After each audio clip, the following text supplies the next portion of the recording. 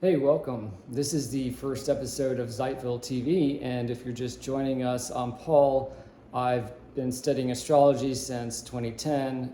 Then I took that knowledge to Twitter starting in 2020 and connected with a lot of very interesting people there who, through our conversations, helped me develop a patchwork manifesto, as I called it, which was a way to kind of go beyond astrology and integrate a lot of my passions, including art, just the topic of creativity itself, as well as Eastern religions, especially Taoism. So a lot of what I do is I take this very interesting combination of passions and interests and use that to look at the larger cosmic macro energies that are affecting the globe. We look at news. We kind of take a philosophical approach to the big events happening in the world, and then we bring it down to a practical level so that in your personal life, you have an understanding of what you can do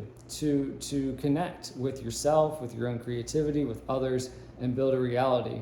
Because the thesis of the Patchwork Manifesto is that the institutions that benefited us or that we believed benefited us and supported us have decayed, crumbled, and we can take those pieces of rubble, patch them together in new supply chains of meaning, and find our way through a more autonomous, decentralized reality. It's not so much a top-down reality anymore.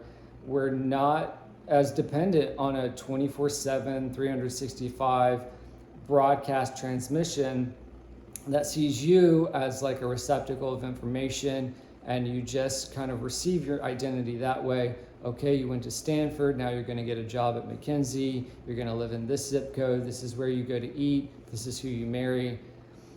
Not to criticize that way in the past, it's just very obvious, I think, to many people that that mode of reality has been rapidly destabilized since 2020, which is a line in the sand.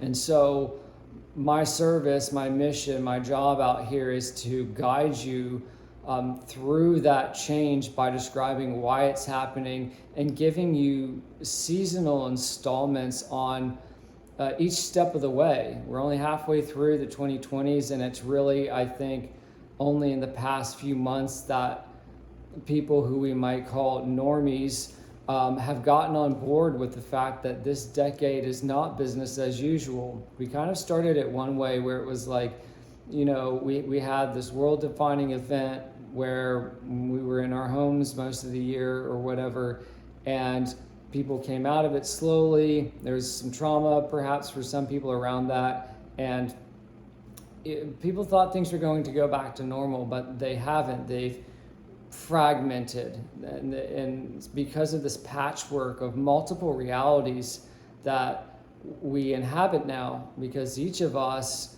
is finding a niche or a micro tribe that we can build new types of meaning with. For some people it's crypto, for some people it's living off the grid, some it's a mix of both.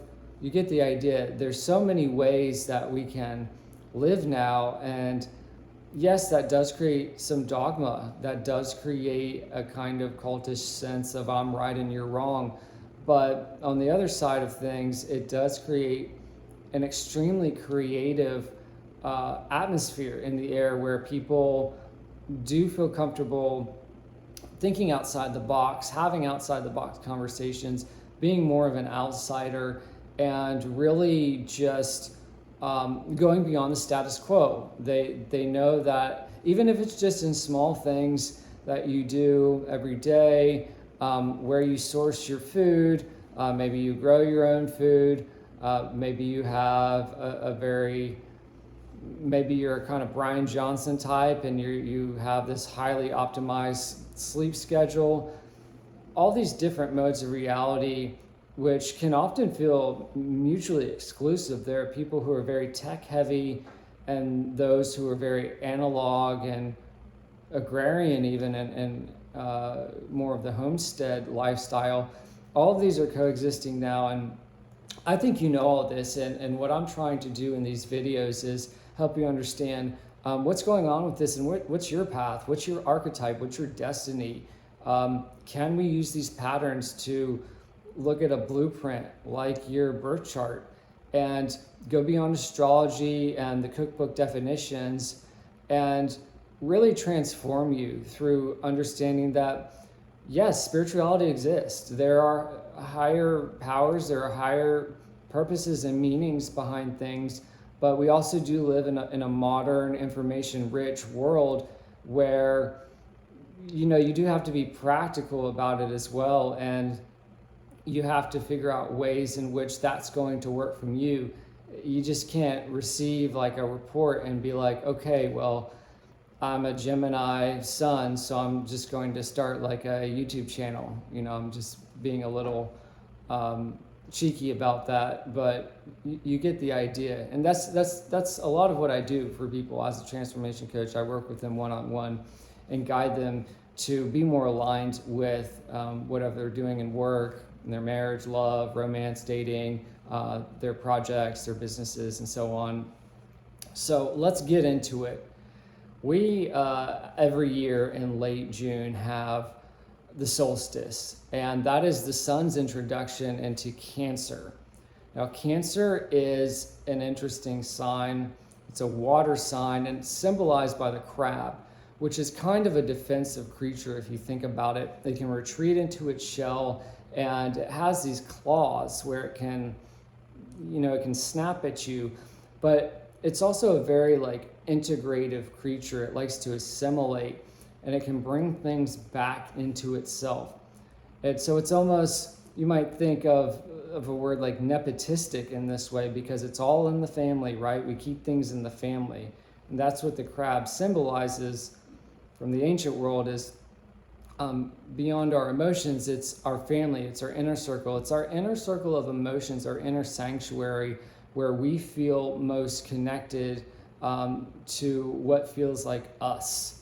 So typically in Cancer season, when the sun moves through here, we have longer days. We're pulling the experiences from outside, and we're internalizing them in a way that feels like we're making memories in the moment. And it has this kind of nostalgic cast over it, right? You're at a barbecue and you're like, it's an echo of a time in the past, same place, same people, maybe you've aged or whatever, but it's the same tradition. This is why the sister sign is Capricorn, and the winter solstice is close to Christmas, and we see these echoes between Cancer and Capricorn season, because we're always spending time with friends, close loved ones, and family, and we have these rituals or these traditions, whether it's a backyard barbecue or we're opening presents, and it gives us a way to commemorate the passage of time. And it can be a little bit of a traditional quality in the air.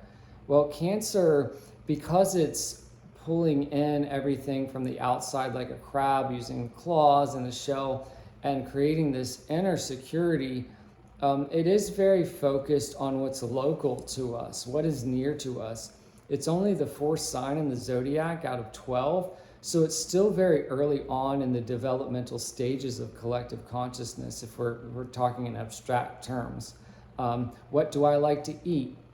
I have time in the day because the sunlight is so long that, maybe I'm lingering over the kitchen table with my grandmother, and we're saying how did this recipe come into being? And you got it from your mom, and she got it from her mom, and there's lineage and chain of being to this, and it's very nourishing for a lot of people. It's a time of year where people have a lot of energy, and they feel connected to things, and things feel real satisfying. So this year as well, we have Jupiter in Cancer, a planet that is exalted in Cancer. He's there every 12 years, so you can think back the summer 12 years ago and how that went, just for some slight comparison. History doesn't repeat, but it may rhyme. And allied with the sun is quite interesting, because they're still hanging close together. And they definitely were at this Cancer new moon that it really just kicks off the summer. Certainly the solstice does, and it's fallen so close to the solstice. This really thrust us into the seasonal themes that, again, I like to give you an understanding of the seasonal themes so you understand what's going on with the year. How do I orient myself? Am I slowing down on projects? Am I speeding up on them? What about my relationships? Where am I supposed to go with all this? So I like Jupiter and the Sun together in any sign because they're both pro-social, auspicious planets. They illuminate, they want us to know, they want us to expand our knowledge. And especially because Jupiter is exalted in Cancer, you think about why would he be exalted in Cancer? Well, look at all the stuff that I just talked about relating to the sign of Cancer, and then think about Jupiter's principle of expansion. Wow, okay, so the more time that I can spend in a quality state with my friends and family, the more I can grow. It's like having more food at the table. That's always better, right? You know, it just doesn't feel as austere. And so at this time, you could feel like you have a little bit more pep in your step. You could feel like there are things that you know that make you feel good. And it's not so much related to the outside world. It's very close to you. You can touch it. It's an ice cream stand down the street. It's a market in your neighborhood. And it's very interesting because, you know, I've said that Cancer has this kind of nostalgic kind of gloss or glaze over it that makes you feel like eternal summer, right? It just kind of feels like every summer is different, but it's always the same in some ways because of our ability to go through these rituals of remembrance. What's happening though is our attention is getting kind of diverted to the outer world, and the kind of, it's very present tense, and it's also tense in itself, and it's like, oh, what are we going to do with this? So that's all happening in Aries, the first sign, which is a very kind of elementary energy where we're feeling impatient and aggressive and kinetic. It's very survival based. It's fire. It's the sign not associated with the summer solstice, but the spring equinox. The flowers are bursting out of the soil. They're casting out the ice. Things are fighting to live. It's violence. And so back in March, I said that when we see Saturn going in there for the first time since 97, there's a lot of like fiery music or innovative music at that time.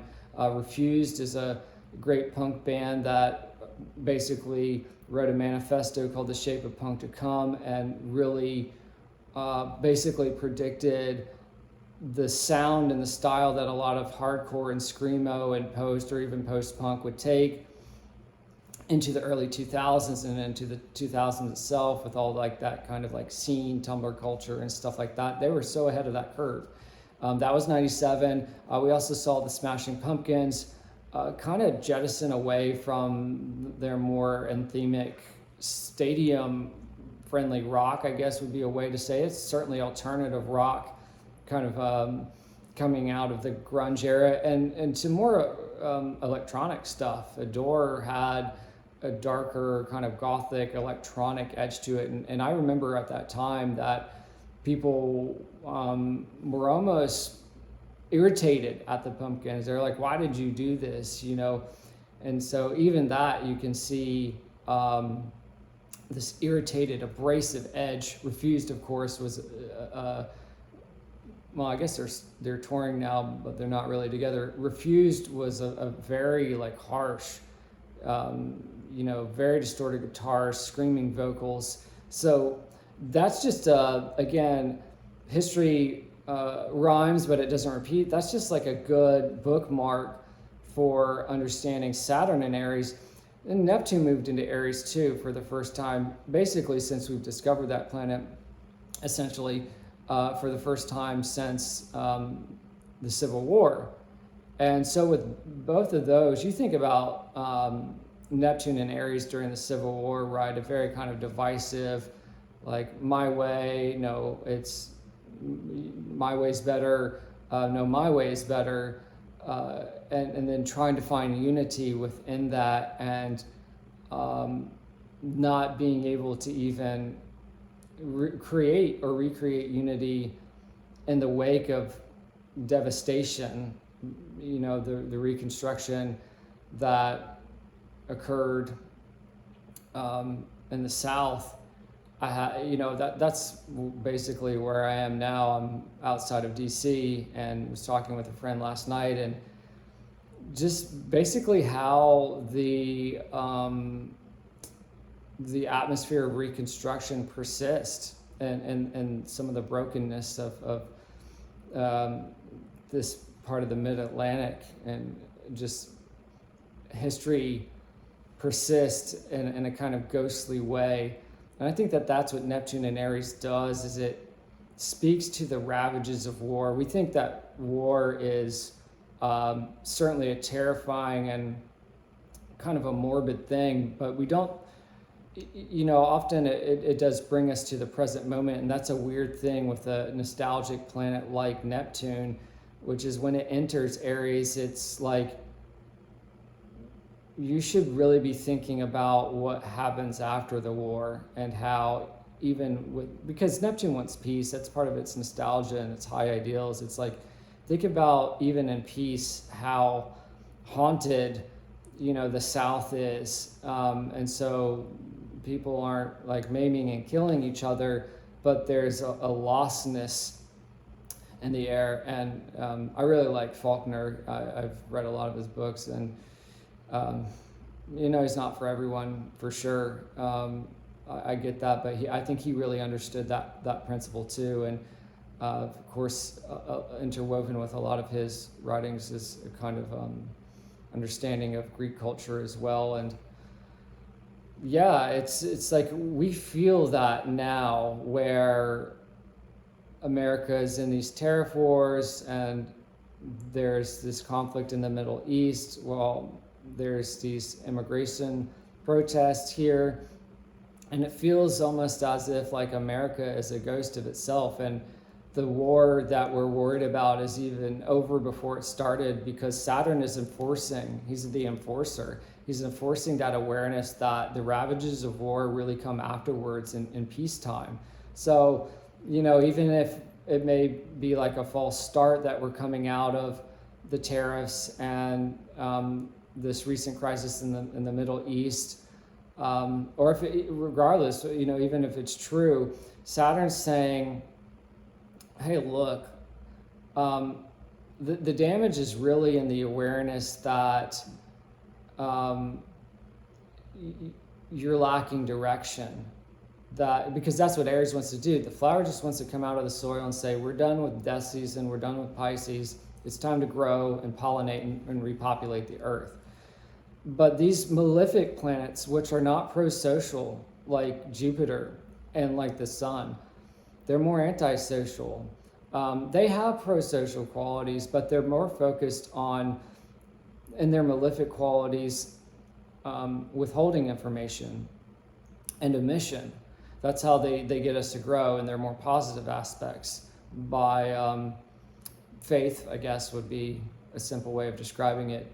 So that signature is certainly bringing a lot of war and aggression, which I predicted back in my Substack newsletter way back in March, and I've been saying it on X, and I think a lot of people have been satisfied with me helping them stay ahead of the curve through that messaging, very insistent. I want to put a gloss on that and say that a big part of this process and understanding this very rare signature that hasn't happened in our lifetimes, and the last time it would have happened would have been, none of us would have been alive, is saying, okay, how much does conflict serve you? You go and fight for, some kind of business proposal or a marriage or a relationship or a passion or a hobby or a cause, and you make headway and you win the war, but what kind of horrors persist in the wake of that? How much does peace feel like you're leaving a large part of the territory of your consciousness in a state of reconstruction, where there's a disillusionment in the air over maybe the war was won and peace has been restored, but at what cost? What did you have to sacrifice to get there? Maybe you lost a sense of lineage, and now we loop back to Cancer, because by degrees we get an exact relationship between the Sun in Cancer, Jupiter in Cancer, and Saturn and Neptune in Aries, and they've been in this harsh square. These energies I'm describing have been in a conflicted relationship, and wow, the combative energy of Saturn and Neptune is conflict ready anyways. And so that impulse to preserve lineage is also fighting within us over this need to be independent and strike out on fresh new ground, and to kind of cast off the things that we feel maybe just hold us back. It's like, okay, the same old barbecue, but like, I need to start this new business. Like, I need to reorient my marriage. I need to go ask that person on a date. I need to pick up piano again. I need to travel. I need to get a new certification. I want to do more training. I need to do more things with my kids or whatever.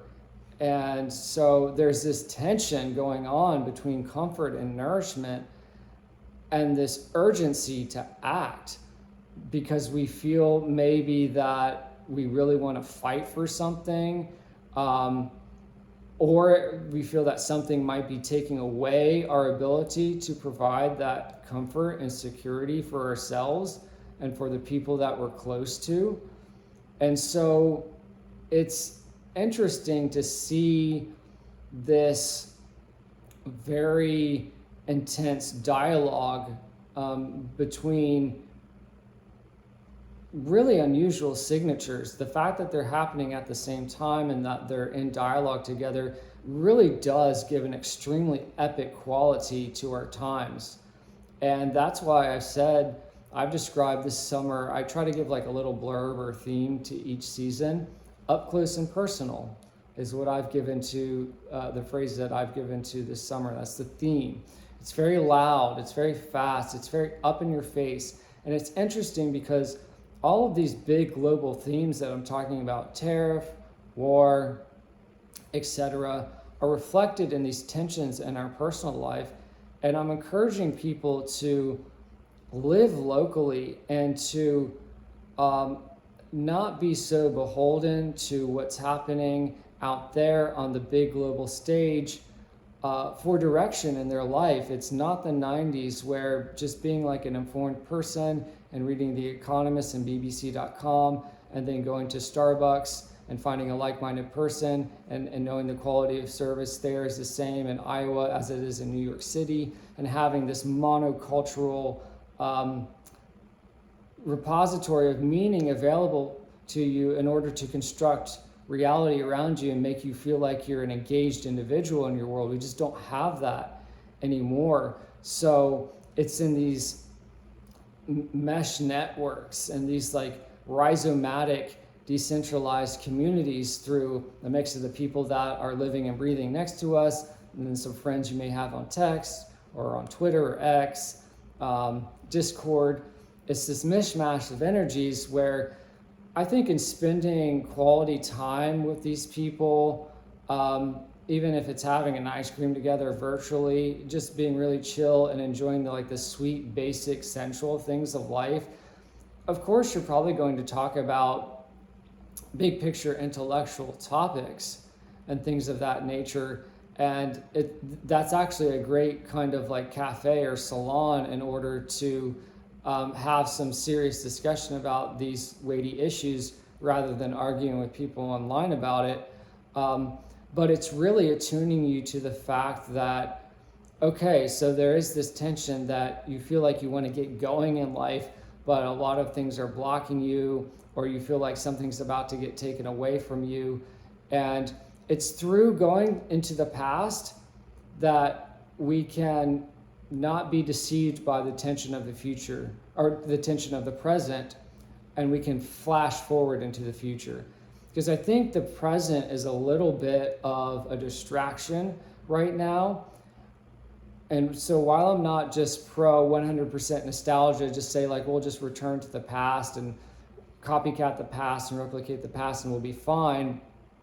We can like jump into the past like a little swimming pool in our backyard, and it's through that portal that we make a nonlinear jump in consciousness, a quantum leap, and we'll find in these very fleeting, ephemeral, mundane pockets of reality this summer a new reality. Next time I do the next video, kind of early mid-July, probably around the full moon on July 10th, Ernest will be moving into Gemini for the first time since World War II. And that gave us all sorts of hyper-technological, for that time, comparatively, relatively, mechanized warfare. And so that, how I see it happening now, is it's going to disrupt communication models. Because again, if old communication models are built on this kind of top-down transmission of you're getting information on how to form your identity 24/7, 365 days a week, here's the legacy brands, here's the legacy institutions, here are the accounts and figureheads you follow. And because that's crumbling, even though we've had these phones in our pockets, we have still been treated as nodes where the information just gets dumped in, and then we just kind of walk around almost robotically as if we've received commands and rules. But you've noticed these standards of decency and excellence and uniform quality of service has fallen off, and our culture is very fragmented. Things just don't hit the same way anymore. It's harder to get consistent service and things like that.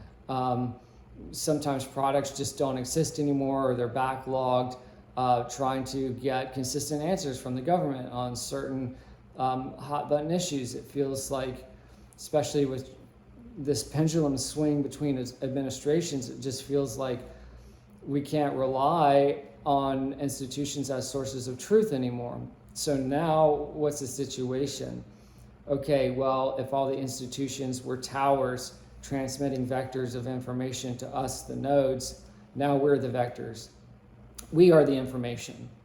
And that's why data and concerns about data and news stories about things like Palantir are just going to continue to grow as we go deeper into the summer, because people are going to realize, in these kind of tight-knit moments, these conversations where it just may be, you know, eating cotton candy under the stars, whatever, something very Cancerian and nostalgic and fluffy and very basic, has us conversing with people about like very soulful, very heavy things. Like, I feel like I want to, fight to the death for this. Like, I feel like I could fall on my sword for this cause or this move with my family or my job.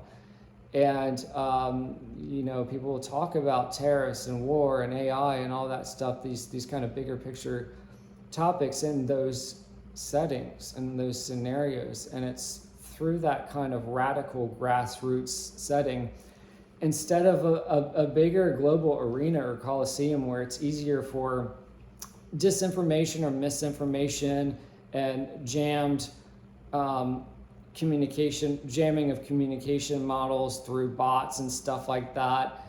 When you remove yourself from that, you're going to realize the power of what you are as this vector. And these hobbled institutions, now they're the nodes. You take a little bit of whatever you need from them, or you can get from them, and the shoe's on the other foot now. I don't think they're going to really like that. They're going to want to kind of clamp down on your data, and because they just don't have much of a purpose now. The purpose was to create truth and preserve beauty and law and order, and to be a source of meaning and preserving tradition and ritual and society. Now people distrust them to a large degree, not to say that we are anti-institution or that I am, although I think a lot of people have kind of soured on the promise of that institution. They're going to start doing more things for themselves.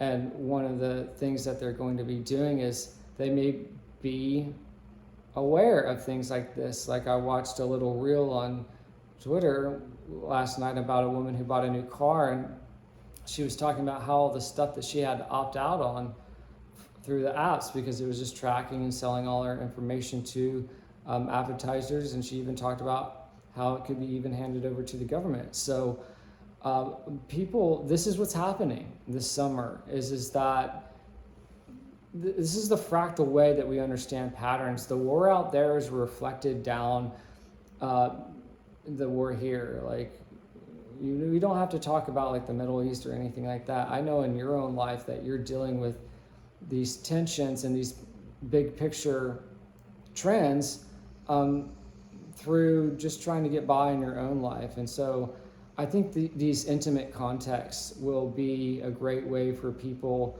to feel like they can have a trusted conversation about things that matter to them. And then there will be this awakening of, hey, I can do this with my life. Like, I don't have to live according to like certain rules and standards anymore. I can kind of zigzag my way and go sideways towards my goal.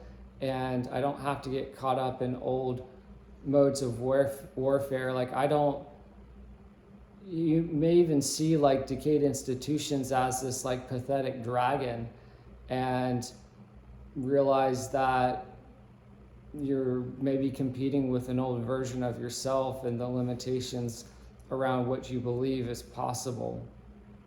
And so, yeah, I mean, it's just getting started. Uranus going into Gemini is really going to change a lot of the equation, or it's just going to kick it up a notch. It is going to bring, because Gemini is about communication, it is going to bring this. It's also, again, it's a small sign. We talked about Cancer being the fourth. Gemini's the third. It's even more rudimentary.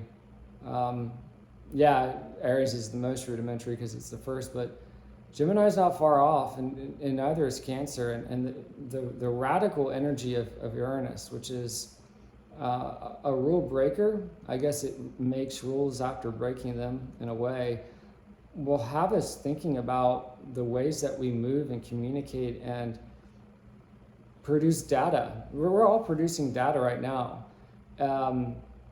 That can be harvested, our biometrics, the things that we look at every day, the things that we talk about, the things that we consume and produce.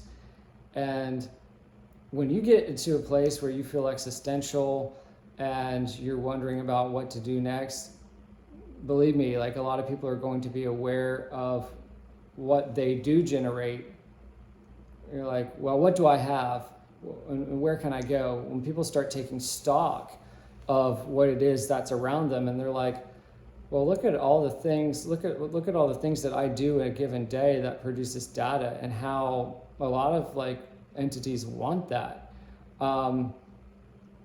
It gives you a new sense of your value and what the traffic of your energy actually is, because you could feel like, well, there's not a lot going on for me right now, or a lot of things are stuck. And then you have these conversations with friends and you realize, like, there's so much just by existing, there's so much information passing through you and that you're generating that a lot of people would really like to get their hands on, that you start having more of a sense of autonomy. And you're like, okay, well, like, if this is the case, if this is the situation, like, I can get moving on certain things, especially when I can kind of think outside the box and put that data in a direction where I want to go, and just I'll make a business in my garage or something like that, or I'll be nomadic and I'll travel more while working remotely. I think you'll see a lot of that in general. I think when people become a vector of information, generally it creates a lot of movement. And so the up close and personal and the loud and fast summer will get louder and faster, and you will see a lot of movement. You'll see a lot of people making rapid, maybe dramatic changes, and pivoting, and then kind of maybe even reversals, like, hey, I'm moving to Tokyo, and then like a week later you're like, well, no, actually that was just a visit to Tokyo. I liked it, but I can't live there. I'm going to London now, and I can do that for 6 months. I don't need a visa, and then I'm going to come back to the States. That might be an extreme example, but it suggests the type of dancing on the tip of a pen kind of energy that we'll see that Ernest breathes into this equation when we're talking about the tensions between what's happening in Cancer and in Aries. So I'm very excited to bring this information to you. I'm very excited to explore it with you some more. Comment below if you just want to throw out some insights, if you have some questions, because just generating conversation, subscribing to this, liking it, getting involved on my Twitter, which is also zeitvillemedia, or my Substack, which is also zeitvillemedia. It's under the Zeitville Chronicle officially. It's just a way for people like us to know that we're not alone, that we've been thinking about what's beyond the status quo for a number of years, and now it's becoming more undeniable for people. Your average person is understanding that things aren't going back to normal, and for a lot of us who've been living ahead of the curve, I think these types of conversations are a way for us to give detail as to what's happening, but more importantly, just to understand that we're not crazy, that we can really articulate what's happening to us and to our world, and to feel very creative about that, because we have a game plan, we have a map, we have a blueprint, we have an ongoing novel or diary of change in this very changeful time in history. So I'm excited to have you here. I hope to have you back for the next episode. Share this with whoever you like. Like I said, there are other ways to get in touch with me: X, Substack, email, comments below. And I look forward to having you along for the rest of this journey. So thanks for joining me.